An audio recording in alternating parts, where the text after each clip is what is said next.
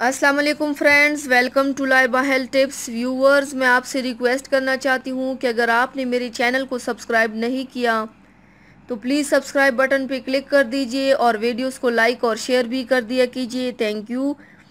तो व्यूवर्स, आज की टिप्स मेरी शादीशुदा भाइयों के लिए है जिनको ये परेशानी है कि उनकी बीवी हामला क्यों नहीं होती। वैसे तो बहुत सारी वजह है इस बात की, मगर कुछ लोग गलत भी सोच बैठते हैं। आजकल बहुत गलत फहमी पैदा करने वाले लोग दूसरों के दिलों में डर पैदा कर लेते हैं कि किसी का उज़ू छोटा हो तो तब भी औरत हामला नहीं हो पाती, लेकिन ये बिल्कुल गलत है। अज़ू का छोटा बड़ा होना इससे कोई ताल्लुक नहीं है। हाँ, ये ज़रूर है, औरत में बांझपन जैसा मर्ज ना हो तो औरत अपना पहले इलाज करवा ले, और मर्द में मर्दाना क़ुव्वत की कमी ना हो, किसी किस्म की जरासीम कम ना हो। अगर ऐसा हो तो मर्द भी अपना इलाज करवा ले या मर्दाना ताकत की। 2 दिन पहले मैंने वीडियो अपलोड की है मेरे चैनल पे, यानी कि लाइबा हेल्थ चैनल में मौजूद है, आप देख सकते हैं। और बहुत अच्छे टिप्स हैं।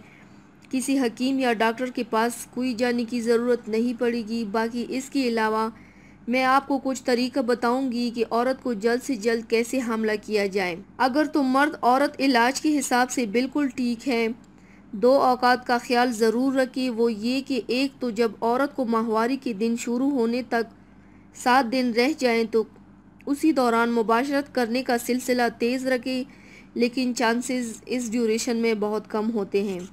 और दूसरा, जब माहवारी के दिन ख़त्म हो जाए तो माहवारी से लेकर 19 दिन तक फिर हम बिस्तरी का सिलसिला तेज़ रखें, क्योंकि औरत इन दिनों में जल्दी हामला होती हैं।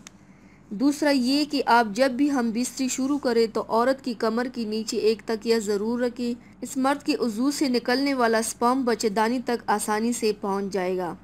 दूसरा, जब मर्द डिस्चार्ज हो जाए तो औरत की शर्मगाह से अपना उज़ू फौरी मत निकालें और उसके ऊपर ही 3 मिनट तक लेटी रहें औरत, ताकि मनी का कोई कतरा बच्चेदानी के अंदर जा सके। ऐसा करेंगे तो औरत जल्द हामला होगी।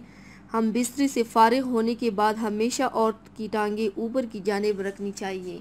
तो व्यूवर्स, ये थी मेरी आज की वीडियो। उम्मीद करती हूँ आप सबको पसंद आई होगी। मेरी वीडियो को लाइक और शेयर ज़रूर कीजिएगा, मुझे फीडबैक ज़रूर दीजिएगा। मेरे चैनल को सब्सक्राइब करना मत भूलिएगा। अपना बहुत ज़्यादा ख्याल रखिएगा, मुझे दुआओं में याद रखिएगा। कल मिलते हैं एक नई वीडियो के साथ। अल्लाह हाफिज़।